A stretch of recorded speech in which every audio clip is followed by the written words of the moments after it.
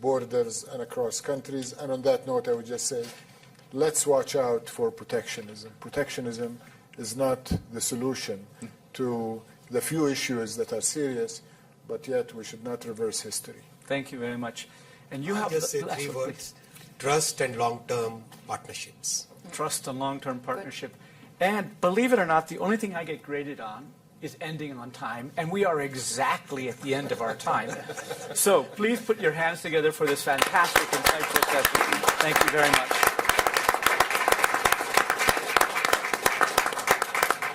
Thank you. Thank you.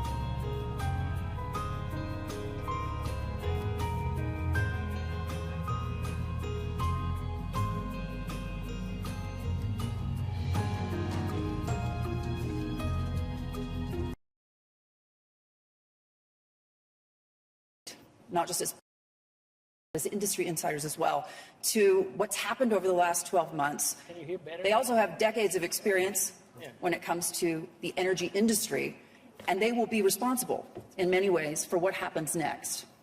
I want to welcome my panelist, Prime Minister Mark Rutte, the President of Tanzania as well, Samia Hassan. Welcome, Madam President. The Senator from West Virginia, Mr. Joe Manchin, Francesco Starace, the Chief Executive Officer and General Manager of Enel, as well as Ilham Kadri, the CEO and Chairman of the Executive Committee of Solvay, and Keir Starmer, Leader of the Opposition of the United Kingdom.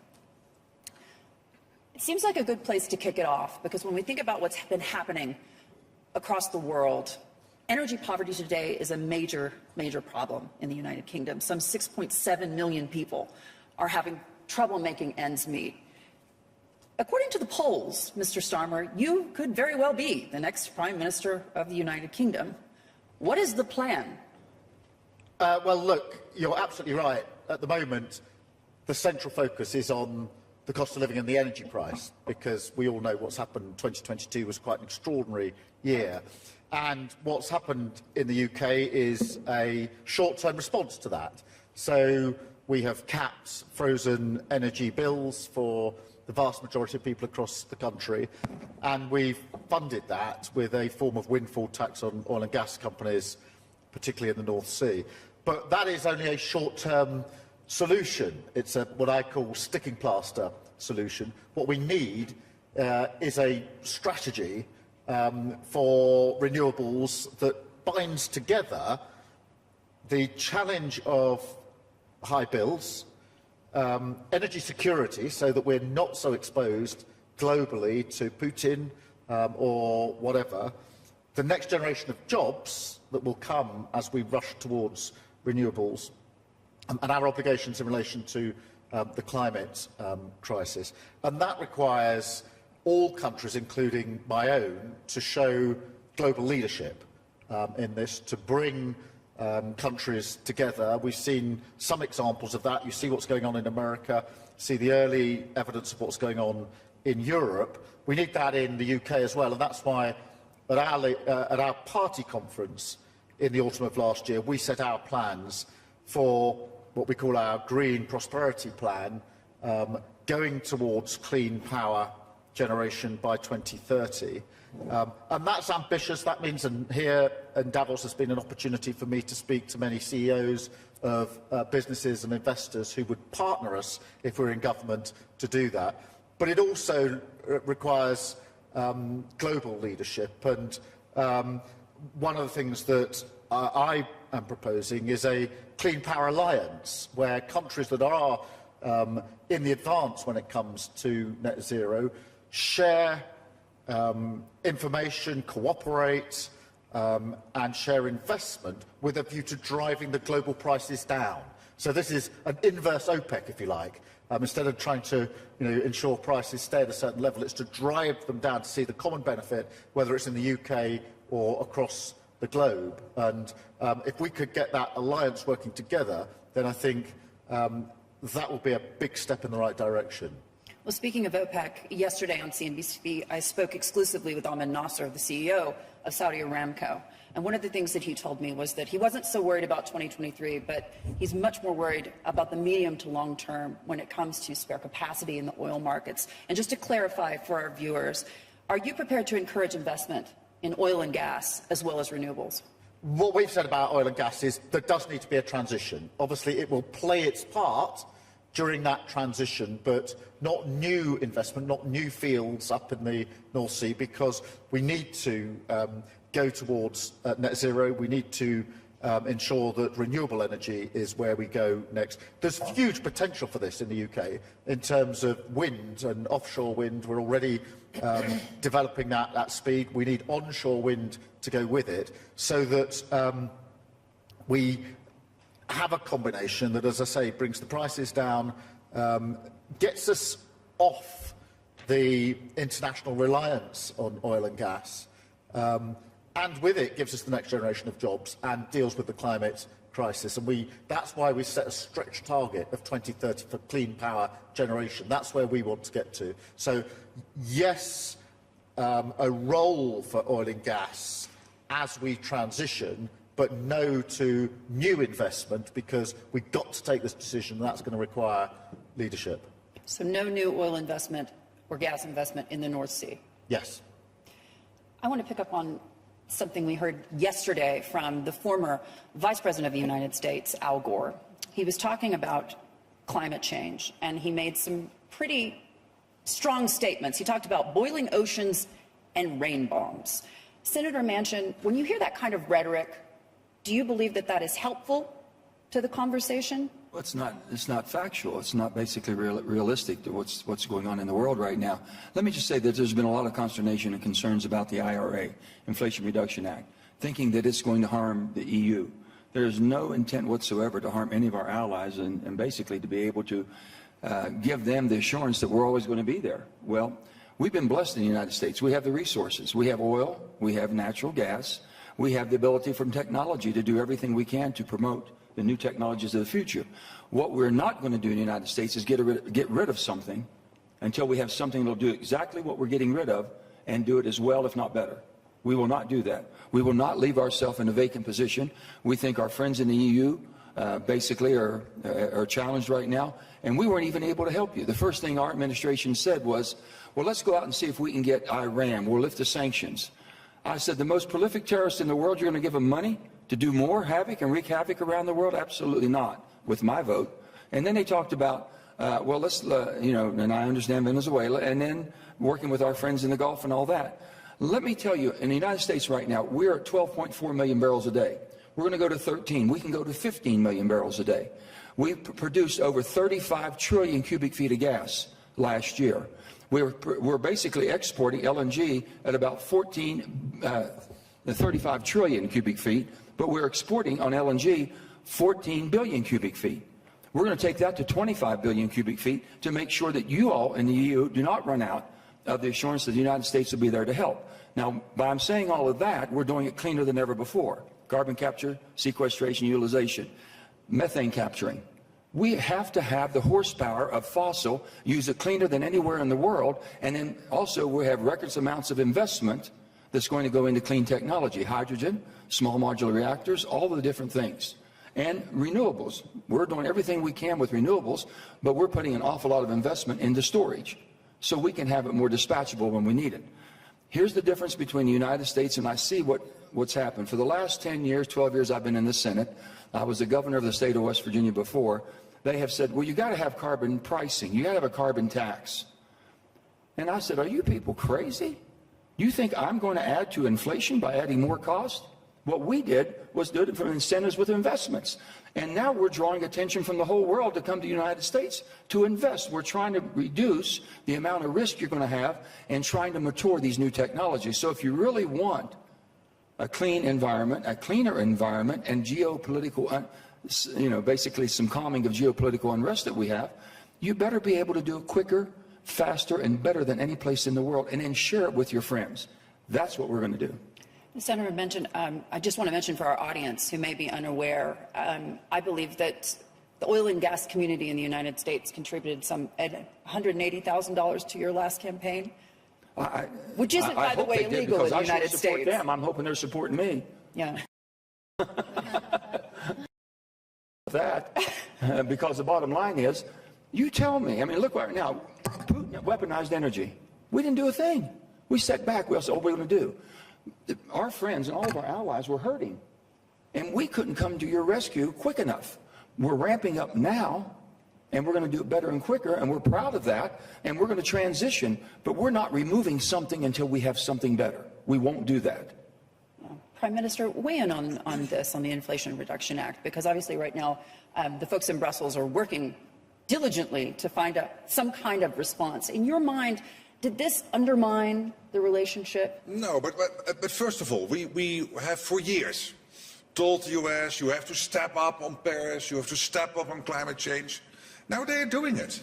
This is basically the Inflation Reduction, a bit of a strange title. I would have called it differently, but I'm not a senator in the US.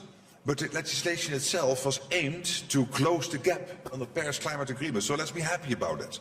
But then there are, I believe, unintended consequences, and we are extensively in talks with the US, bilaterally, also through the European Union, to make sure that those unintended consequences don't have the effect we are afraid they could have, and that is being done at the moment. I was myself last Tuesday with President Biden.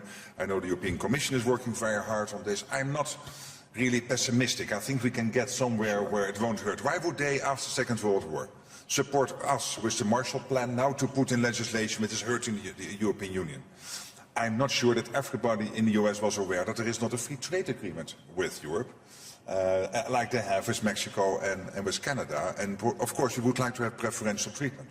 But this is, I think, not the big issue. The big issue, of course, is how to deal with the fact that there is not enough gas here on the continent. And as the Senator was saying, without all the LNG exports out of the US and the fact that we were able in 9 months to build a huge LNG terminal in the Netherlands, and the second one, the Germans opening up now one every week it seems. I see Olaf Scholz opening up LNG terminals, it seems to be every weekend. It's crucial in combination, of course, with lowering our dependency on fossil. And it can also be done, energy savings in the short term. For the longer term, this is not a solution. For the longer term, we have to get the climate change going, the energy transition, including green hydrogen, including nuclear. That will have to be part of the mix in the longer term, both the green hydrogen backbone as well as nuclear in the mix. And it was a mistake to scale back nuclear in Europe, in your mind? Again? It was a mistake to scale back Europe. Well, that is a decision. If I say that, I'm criticizing the German government. I'm not going to do that because it is a national... I promised her to be provocative, so, and so she's now challenging me. But that is a national competence, Germany. But I would not be amazed if in somewhat years in the future, I'm not sure about Germany, but many more countries will start to reinvest in nuclear. We will build 2 new nuclear reactors because we do feel it has to be part of our energy mix going forward. Of course, it takes years to build them. So for the shorter term, it is LNG, it is energy savings, and it is getting that energy transition going. And then I'm fairly confident that we can just scrape through and deleverage our dependence on Russia, which, of course, we were forced to do since this horrible aggression started against Ukraine. Madam President, I'd love it if you could weigh in at this point and talk to me a bit about the obligations that you feel the West has to the global South. And I'm talking about the need for investment and also, in a sense, payback. To your mind, where does this leave you? Because technically, this isn't your fight. Yeah, thank you. For me, I'm first looking at the sources of the crisis And here we are talking about geopolitical and then climate change. But then geopolitical will always be there. So I think the lesson we are learning from that we have to diversify sources of energy. For a long time, I think Europe has been depending on wherever they were depending on, but then crisis happened, and now we have crisis in energy. So it's high time to look to Africa. It's high time that Africa could be another source of energy. We have everything. When we talk of green energy, Africa has got everything. Has got nickel, has got cobalt, has got copper. So it's high time Europe, America, and others come and manufacture. Extract from Africa, manufacture from Africa, and then leave some energy to Africa and take some to their other countries. But then I must say that for Africa, for us, we think we still need funding to get energy from gas. Of course, we accept green energy, but there has to be transition, proper transition. And who should foot the bill for that, in your mind? Who should foot the bill for that? Should that be developed nations? Should it be the private sector? Private sector, because it's trade and investment. So private sector should come to Africa, extract and produce energy. But again, fund for transition,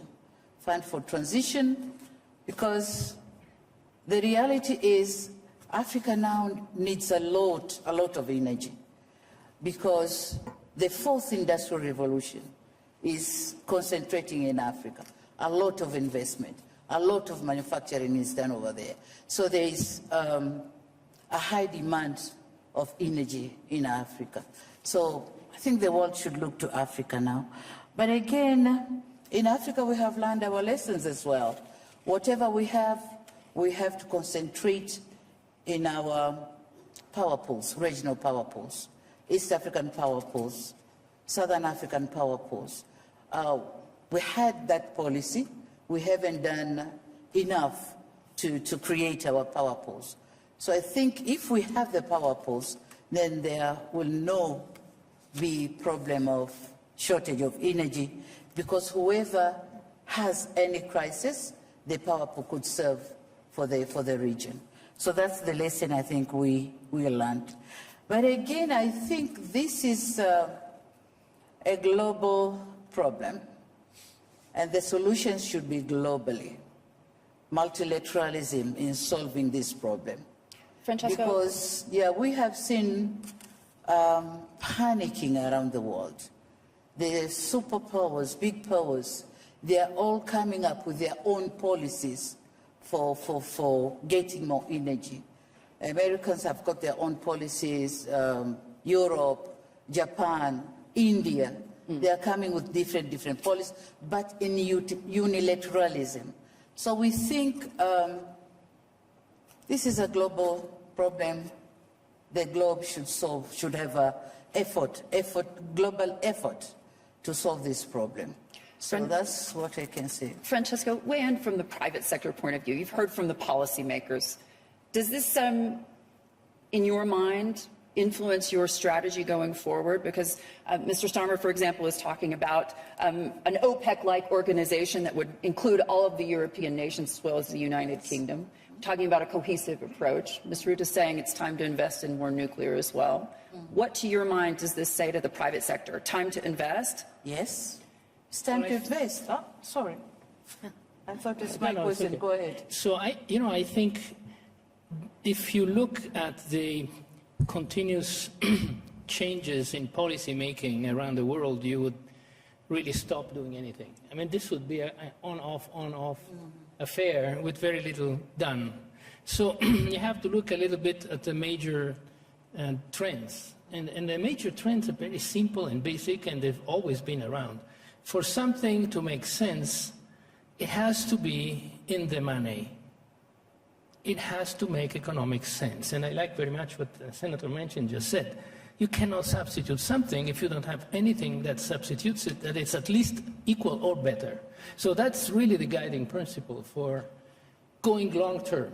You have to make choices that are technologically robust in the economic sense. Second, clearly you want to avoid the climate risk disaster, so you have to have that light guiding you, because you cannot make long-term bets on this disaster that is in front of us. And thirdly, it has to do with security of supply, which was maybe a little bit in the limelight, in the back, of our mind a year ago.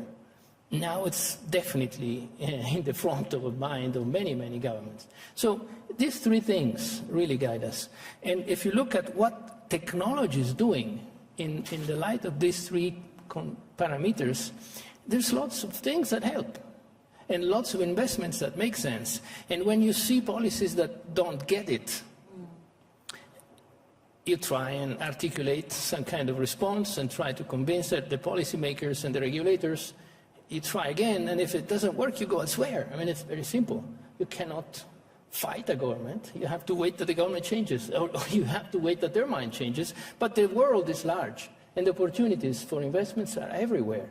And, if I can say, we've been investing in the U.S. now more than almost 20 years, okay? So we've seen a lot of different administrations coming and going, and we've seen a trend that has been characterized by these three things.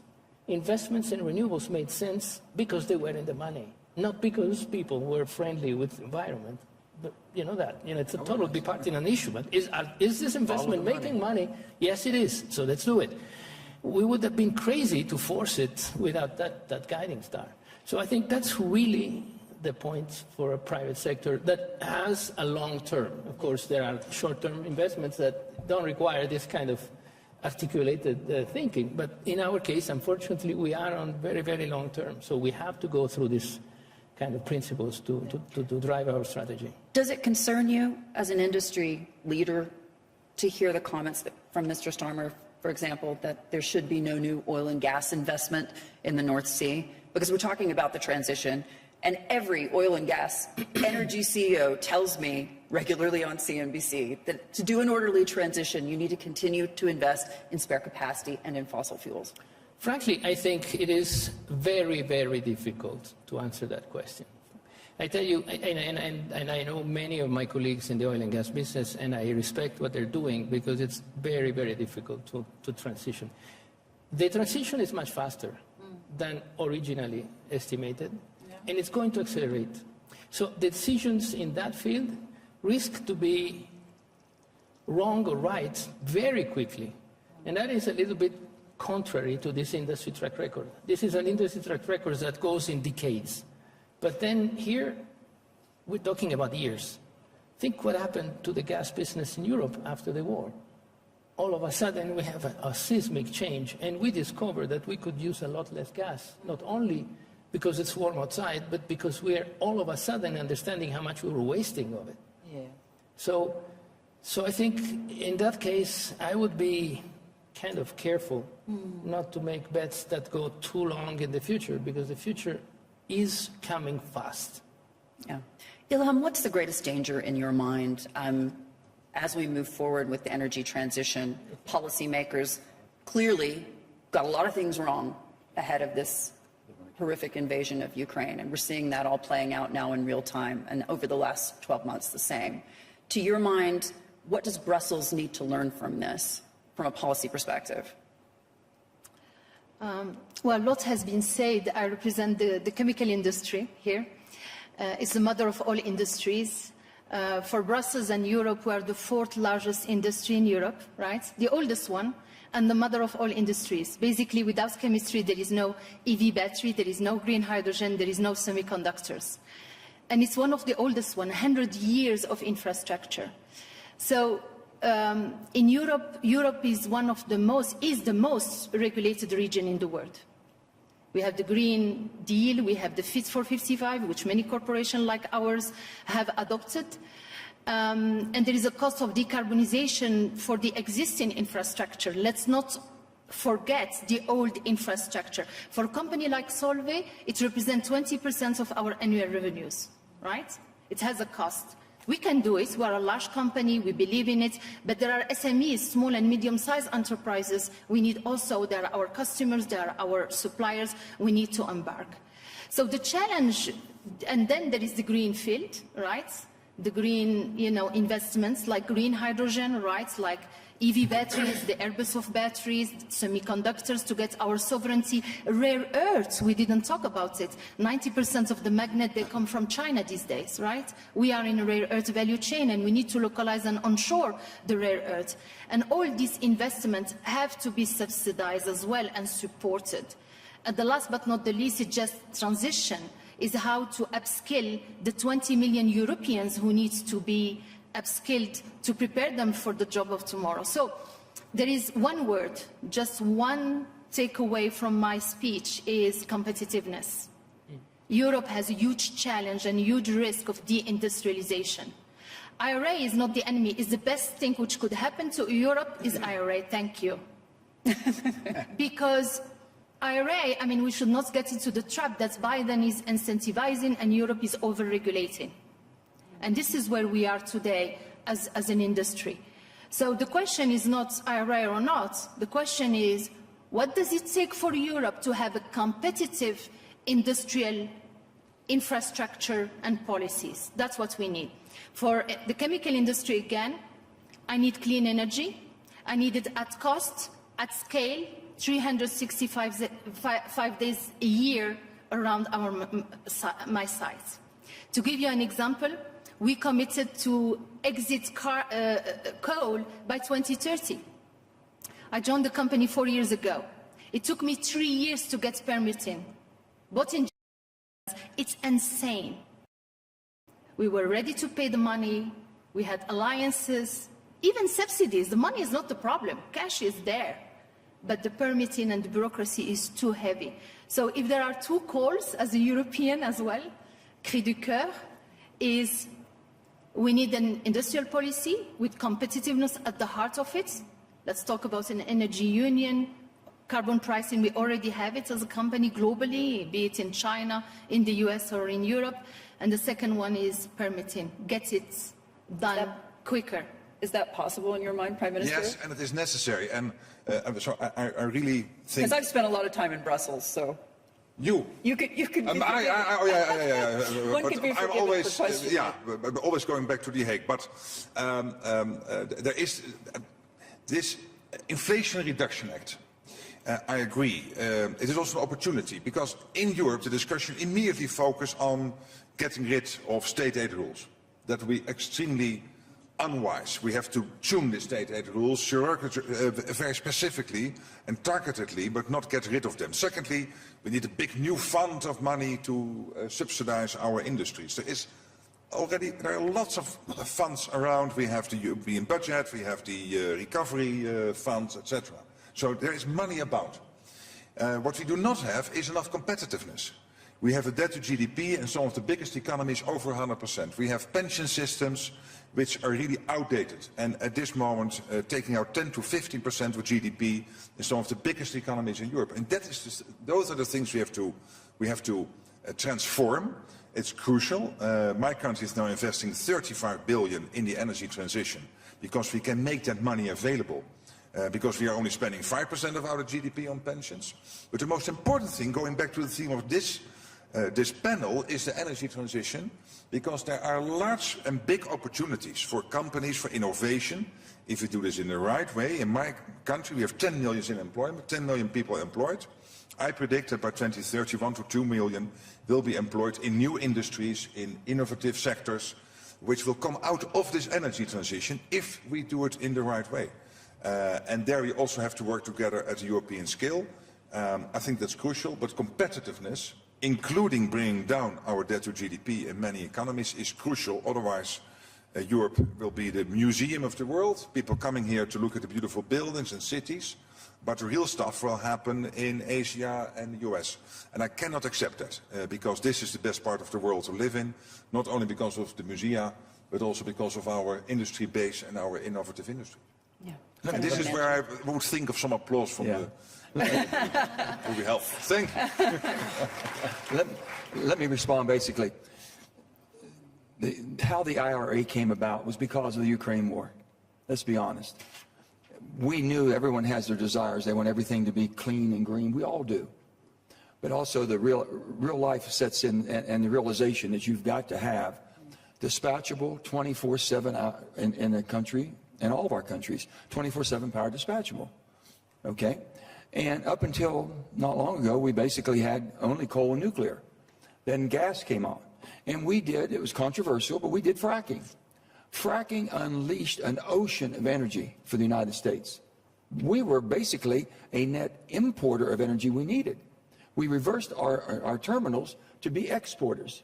We've got 6 terminals working now, export LNGs. We got 4 more that will come online very quickly. And then we have 10 in a hopper. Maybe even half of those come. So that's where we're going to get to the 2030. So we become a net export. We played to our strengths. But it didn't hit really a nerve until we saw what Putin did to Ukraine. That's what got me going. And when we were told, and all these high-end meetings that we have, secretive meetings in the SCIF we call it, that if 2 things are going to happen in 2022. Either Russia would move on Ukraine, or China would move on Taiwan. Those were the 2 things, and they gave us the scenarios. They broke it down from a military standpoint. We were told that basically Ukraine, it's not going to, if it does happen, it won't be long. Maybe a week or 2. It's going to be sort of like Crimea. So we had all these set aside. We were told that also inflation wasn't going to be, it's transitory. I didn't think that was true, and I told him I disagreed with him, and I didn't think that Ukraine would roll over. God, they didn't. Thank God for Zelensky and Ukrainian people. When all that happened, then Putin weaponized energy. Then you also... To be fair, Senator, he had been weaponizing energy for quite some time. I know he has, but it's been more effective now. And it was effective because he was able to really put a hurting on all of our allies. Yeah. And here we are, with all these resources and haven't developed them. That's why we did what we did. And I know right now people are saying, well, the markets, this is not protectionism.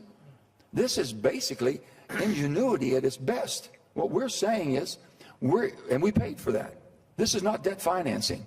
This was paid for by 15% corporate tax. A lot of corporations were not paying a 15% fair share tax. We put that in. I thought that was the fairest thing to do. And we paid for it. Also, we paid over $300 billion of our debt we paid down. First time in 30 years. Paid down debt, produced more energy, put more product in the market. That's why it's called inflation reduction. If you put more product in the market, you should have lower prices. Senator, I feel very bad about the prices they had to pay. When on the spot market, you were paying some of the highest prices of gas in our LNG. That's what we've got to change. We've got to give you a stable long-term pricing at a much better price, and we can do that. Because so many people in Europe have accused the United States of price gouging when it comes to gas. The market is what the market is. Price, bottom line, we had a lot of energy.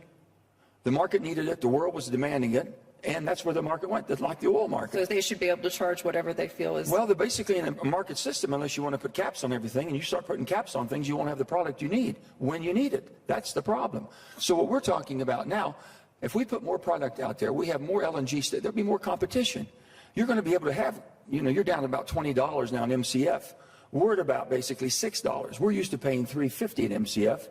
You paid $60, $80 equivalent to an MCF. It was ridiculous.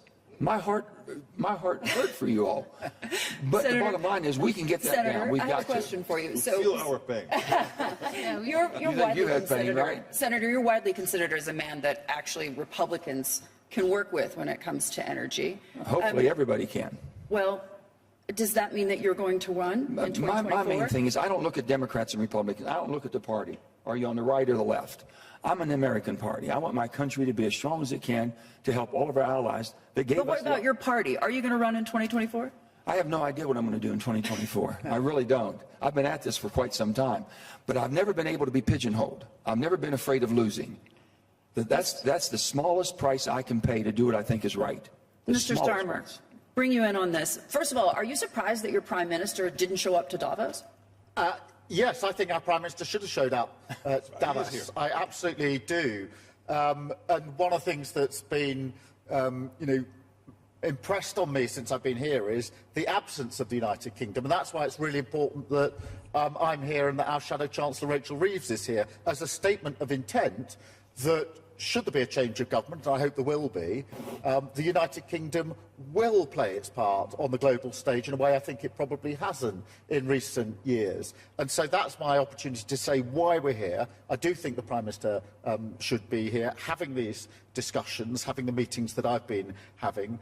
I want to say just a little bit about the IRA, because I think it's very easy to sort of retreat and to see challenge. I actually think it should be a catalyst for all of us to say, well, come on, there is a challenge in relation to the climate crisis. That's been there for a very long time. But the Ukraine conflict has brought that into sharp focus. And we need to stop seeing it as just a challenge. So, well, it's actually the single biggest opportunity we've been given for a very long time to transition, to take the jobs and opportunities of the future. I do think that that requires a different view of the state, and this is something that will happen if we have a Labour government in the United Kingdom, because what we want is an active state that is not saying, well, look, we're going to suck it all up to the centre, not saying we're going to leave it to the private sector, but a state that partners with the private sector to take these opportunities. And, one of the things I'd say about renewables is, look, we do need to drive down the price. They are, cheaper. In the UK, renewables are 9 times cheaper than oil and gas at the moment. It's economic sense to press forward here, to innovate and make sure that, an active state knocks out the barriers. There's no end of businesses that are saying to me, we could go faster here on the renewables, but there's bureaucracy, there's planning, there's all the things that get in the way. And I think an active state says, right, we partner with that, we knock them out of the way, and we drive forward, because the prize here is huge in terms of energy security. And that shouldn't be something which is national. It's in all of our interest to have energy security. It's in all of our interest to make sure that Putin can't weaponise energy across the world, whether it's now or any time in the future. So that's why, there's an element, of course, of each country trying to rise to this challenge themselves, but there is also an element of mutual cooperation in this, in relation to the mutual threats that we are facing. And that's why I'm very keen to develop this idea of Clean Power Alliance, which, as I say, is an inverse OPEC in the sense that the purpose is to drive down those prices across the globe. When you say active state, you're not talking about nationalising industry. No, completely the opposite. So if we do come into government... what changed your mind? Because I know at some point in the recent past you were for nationalising energy. Well, we looked at when the energy prices went through the roof in the summer, we had a good hard think about what to, because consumers, families across the United Kingdom were really worried because their prices were doubling, tripling, and there was already a cost of living crisis. And we looked at the cost of taking energy companies into public ownership and had to make a decision. Do we use such money as available to pay off the shareholders so that you can have a publicly owned asset which does nothing to drive down bills, or do we drive down bills for people who are struggling to make ends meet? We took the second choice, having looked at those two options. And I think that's the right thing. Having said that, I think an active state, we would create a vehicle, Great British Energy, which would be a vehicle to take advantage of investment in cooperation in renewables as we go forward. So there's a very pragmatic approach to this in the light of a very, very serious cost of living crisis. Do you feel that the United Kingdom would be in the economic hole that it's in right now had there not been a Brexit? Well, they were still part of Europe. I think that if you look at the United Kingdom, for 13 years, the Achilles heel has been failure to grow the economy. And so this predated Brexit. Brexit made that even harder, and that's why we've been making the case for a closer economic relationship with the EU. But it's not just the EU. We've not had a strategic plan in the United Kingdom for 10 years. And if you don't have a strategic plan, it's very hard to attract investment. And if you look at the investment, foreign direct investment into the UK, under the last Labour government, it was about 8%. Now it's about 4%. That is driven by the sense of instability and drift that there is at the moment. And, you know, we burnt through 3 prime ministers, 4 chancellors and 4 budgets in the last 12 months. They're not the conditions for stability, and that's why it's very important that we make it clear as an incoming Labour government that stability and economic growth, restoring trust in the institutions that give that credibility and trust, the OBR, the Bank of England, is very, very important to the project of ensuring that in that way we can match public investment with private investment, and in that way unlock the huge potential there is. I mean, the UK's got brilliant universities, brilliant scientists, brilliant innovation. We've got all the attributes for investment. We just need to create the circumstance, the environment in which we can change around what I think is the drift. And that drift is managed. The fact that our Prime Minister is not here, I think, is evidence of the drift. And we intend to reverse that. Francesco. I just wanted to underline one thing, that if you noticed, IEA has just published a report which is called Technology Perspective Report. This report is a fascinating reading. It shows what happens not to the energy sector, but to the industrial sector of the world as a result of the transformation of the energy sector. And that is why the IRA is so cleverly crafted, because if you look closely at this report and you look at the IRA, you see that the US have not only interpreted correctly the need to change the energy systems in a proper way, but also to change the supply chains, the industrial systems we have built in the last 20 years. And the implicit pact that we all made, that is, we want to retain the right to buy what we want, when we want, at the price we want, in the quantity we want, and somebody else takes the burden to invest in the factories, manufacture the stuff, and ship it to us. And that fantastic deal that we made implicitly, obviously, no one ever negotiated a bill, but was taken by China and other Asian countries, which did that. Okay? They did that because we left them the right to do that. And I think it's a great deal to have, unless you push it to extremes that are becoming dangerous. So I think it is time to act on that front. It's not just the energy field. Through energy, there is a change in the industrial systems of the world. This change is an accretive opportunity to rebalance these value chains, the supply chains of many industrial goods. That requires attention from the governments, and that requires policies. And these policies, I mean, the IRA is a great policy. Clearly, it cannot be replicated in Europe because we don't have a fiscal union in Europe, as we all know. So we cannot have fiscal levers. We need to have something different. But something needs to be done because this is the future of the economic development.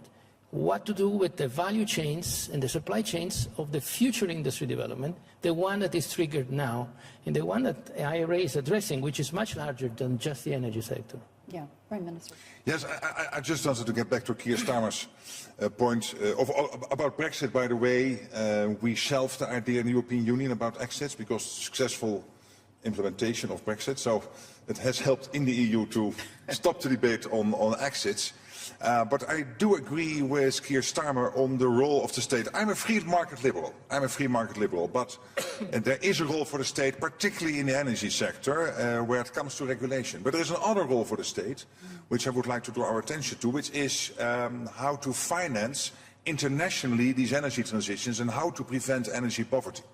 And that has to do with the $100 billion pledge we made collectively, also within the COP system and within the UN.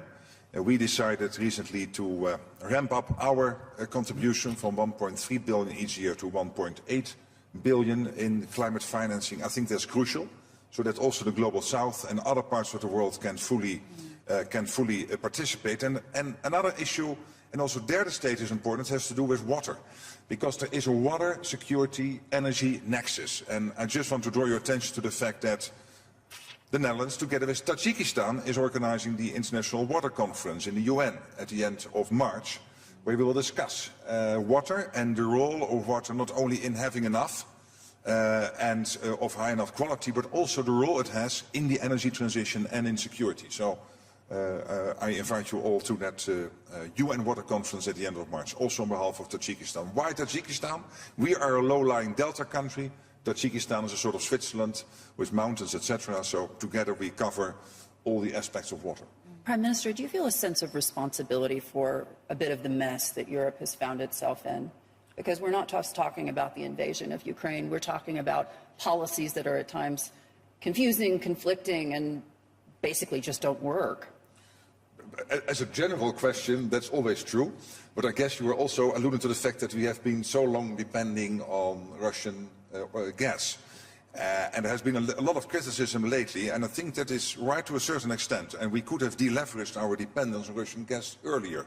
And we have seen this year how quickly, how fast this can be done by indeed, for the short term, importing LNG. But what I do find a bit difficult is that we are all banging Angela Merkel and Germany for this fact, because we all in Europe have been benefiting from cheap Russian gas for so many years. All the European countries, not just Germany. But she does bear some responsibility, no? Well, she was the one, together with Hollande, and I'm going to defend her here, who after the Crimea invasion was able to come to the Minsk Accords, the Minsk peace process, which was crucial. And Germany is a big economy, but can only do so much together with France in those days. So I think she took the right leadership decisions at that moment. But what about Gerhard Schröder? Yeah, but Gerhard Schröder is 2005, and what he did afterwards.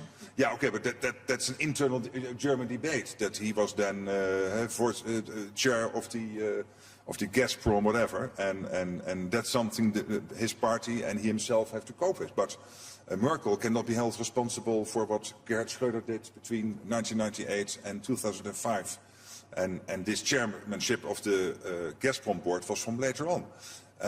But in terms of the dependence on Russian gas, etc., I do take the point that as a whole of Europe, we were a bit, sitting our chair thinking, okay, that's nice, we have this cheap gas and it's helping us, fueling our economies. We could have done more earlier. But again, this is a collective thing we did wrong. This is not something we can just blame Germany for. Madam President, I want to bring it back to the fact that Tanzania is on the front lines of climate change, because we're not just talking about erosion, we're talking about flooding, we're talking about drought, and these are all things that are happening to your country in real time. So when the Prime Minister discusses we should have moved more quickly, we should have gone faster, are you encouraged by what you've heard here at Davos in terms of the cohesion between the private sector and the public sector, about the policies? Because frankly, most of the folks that I speak to in the global south feel that they're being left behind. Yeah, in Tanzania, we know the crisis, and we are affected by the climate change. And so we have decided to change our policies. I've been hearing the discussion here. They were talking about the policies, bureaucracies, and all this. So knowing that we have to work with the private sector to mitigate and adopt the effects of climate change, then we have to change ourselves before the climate change changes us.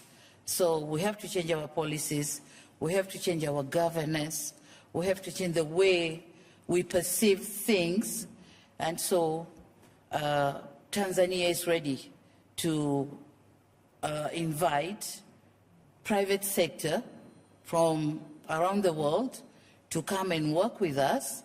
We have the resources, and definitely we have the determination to do so. Ilham, you mentioned a moment ago minerals, rare earth minerals, obviously so many of them concentrated in China.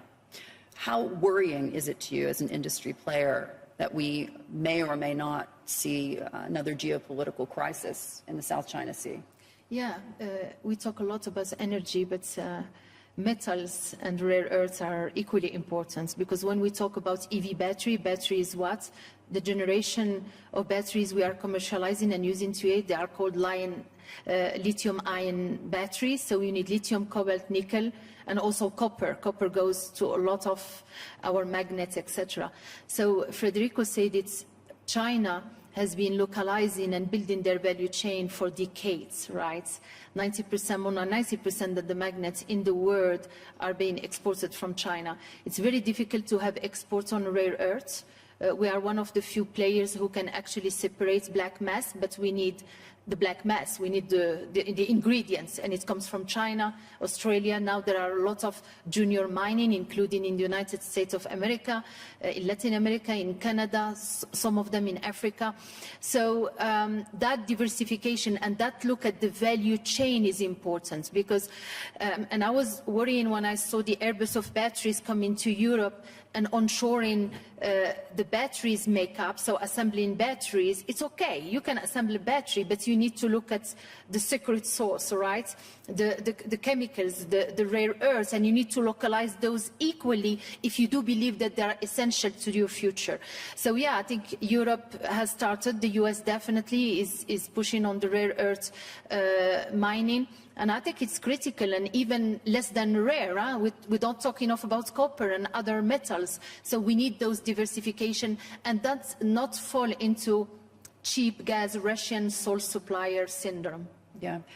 Prime Minister, just a quick one for you. You've just been in Washington. We talk about rare earth minerals, but we also, of course, talk about chips. Yes. Does it bother you that the White House is trying essentially to tell you what to do when it comes to doing business?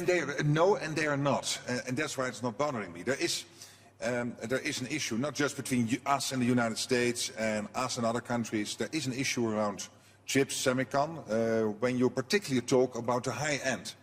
So the very much advanced chips technology, which can be used in defense systems, for example. There is an issue around keeping the industry edge in the Western world, in Europe, in the US, to make sure that we keep that front position, in a sense, in terms of chips production, particularly at the high end. But at the same time, there is an issue around supply chain. Many chips are used in cars, in refrigerators. They are fairly simple. And we should not make decisions which would lead to a situation where that type of chips will not get produced, and therefore the supply chain will get clogged again, as it did at a high point when the economy was doing very well. So all these issues have to be taken into account. We have those debates with a couple of countries to make sure that we take care of our essential security interests. That's not just the US, also others, ourselves and the Netherlands, together with the US, Japan, others, like Germany, France, is one of the big players in this industry. So it is only logical that we have that discussion. But I do feel that we can solve this in a grown-up manner together. Grown-up politics, not necessarily two ideas that necessarily mix. Okay, Senator Manchin, just before we wrap things up, when you think about what happens next in the United States, I cover OPEC on a regular basis. I was in Vienna when that decision was made to cut production. Today, when we look at the oil market specifically, prices, frankly, seeming to reflect that the Saudis made the right call. In your mind, is this a point where the White House needs to back off Saudi Arabia? Let me just say, in the whole concept that we've been talking about, energy independence, if you have the ability in your country to be energy independent, you have the resources and the know-how to do it, you should do it. But you should do it in the cleanest fashion possible with responsibility to carbon emissions.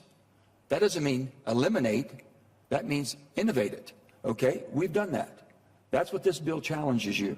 If you don't have that ability, then you better have a partner that you can trust that'll always be there. Philosophically, that has the same love of the freedom that you and I have, and basically a democracy. That's who you should be dealing with. We let ourselves get in because of either laziness or the greed, one of the two. We found the cheapest, and we didn't really care what they thought, and if they agreed or lined up with us politically. And we all got ourselves into a mess. We're trying to correct that in the United States. We want to continue to be the superpower and the leader. And we can't do it without our European allies and natives. We can't. This is all one big family. and we've got to work together. So I've said the 117th Congress that we just came out of, the most divided Congress in over 240 years of the United States of America, it was the most divided, it was one of the most productive that we've ever seen. Why? Because we knew we had to do something. We But are you trying to suggest that OPEC is holding the U.S. hostage? Oh, OPEC, we get 8% of our fuel from OPEC. 62% of our heavy crude comes from our dearest trading partner, Canada, Alberta. When all this thing came to a crunch and I saw my administration, my government talking about Iran and Venezuela and the Gulf area, I'm thinking, nobody's talked to the North Slope. Nobody's talked to the Permian Base. Nobody's talked to Alberta. That's when I went crazy. That's when I wrote the bill. And that's when my staff, my energy chief and my staff, we started for 3 months. Nobody knew we were doing it because I didn't want to go through what I'd gone through for 8 months when we killed BBB. And I didn't want that type of attention. I says, they might never take this, but again, they might. And it got to the inflection point of where gas prices were going. And basically inflation was at 9% in the United States. Gas prices were at $4, which are unheard of in the United States. And we were in a mess, and the president's poll numbers were here. The Democratic Party, president poll numbers. Everybody was desperate to do something. This was the only thing that made sense, that you could do something, and we didn't know it would have this type of effect this quick. But what happens when you incentivize people, when you say, listen, I'm your partner, we're going to basically share the risk. And we did that, and they jumped from all over the world. And now everyone says, well, that was targeted. It wasn't targeted. We want the UK to be as strong as it can be. It's been our dear partner. All of Europe has been, all of our allies. But do whatever you can, and if it's all about renewables, God bless you, then you should do it. We have both. We can do it all, and we have the resources. Let me tell you the critical minerals. Senator, I'm sorry, I'm going to have to cut you off because we only have 4 minutes left. Our transportation mode, very quickly, However, our transportation mode, we were moving in a direction. I don't think he knows to be cut off. Forgive me, but I have to cut you off. I just want to get our panelists to weigh in just before we let everyone go on what they think is the greatest challenge, frankly, to the energy transition today. Mr. Starmer.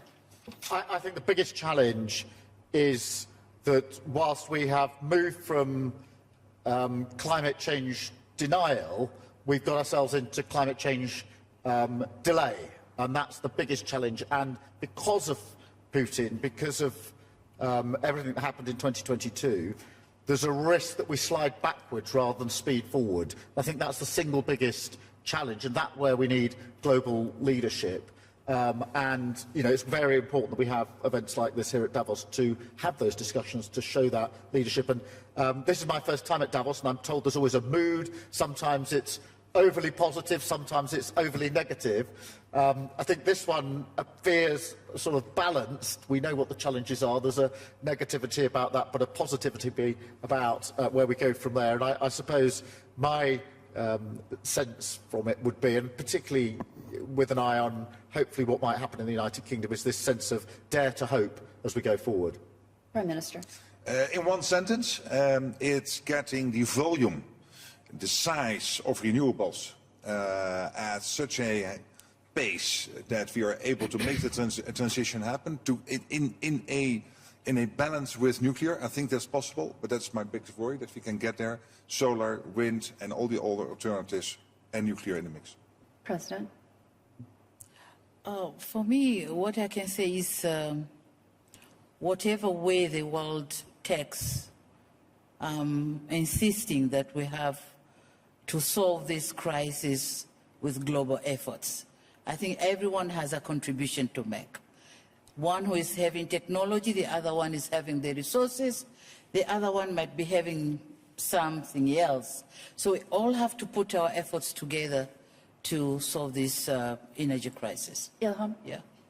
You know, I have spent all my life, my professional life, in energy, and I have to say energy is something without a purpose. You need energy for something else than energy itself. And I think the lack of understanding of this factor is, I think, the limit of this transition. We discuss a lot about how to generate electricity with this or that technology. That is already chosen by the evolution of technology. That is not a debate we should have. I think the debate we should have is what we're using the energy for, what benefits the energy provides to society, how it should be supplied, how it should be distributed, how it should be used. That's really the demand side of energy is totally absent from the debate, and I think it's really what matters to people. You know, who cares whether you're producing with this or that technology? At the end of the day, this is just a theoretical debate. What is the purpose of all this? Why are we using energy? Why are we lacking it? You know, in the case of many countries here. I think that's really the limit of the transition, the lack of perspective on demand. Ilham? To add to all of this, for me it's about alignment between the different key stakeholders. And I'll take the example of the EU is 27 member states. They all have different energy sources. The North has been blessed with hydro, the South with solar. France believes in nuclear, be it. We are agnostic to that. But we need an energy union with diversified sourcing if Europe wants really to become competitive. So that's alignment, and then a really co-construction with the industry. We need to be in the room, not because we want to be in the room, it's just because that's our job to manage how to do it. You know, if you overregulate and say why, how, and when, you are going to fail. And we should not plan to fail, we should plan to win. And backcasting from the Green Deal and carbon neutrality is extremely important. So that's private, public, alliances and partnership are critical. Senator? Thank you. I just want to say thank you to the World Economic Forum. Thanks, Hadley, for having this very informative, and I'm walking away with much more knowledge and much more optimism and much more challenges, but also I see where success can be too. But thank you all. As we hope you all do. Thank you so much for joining us.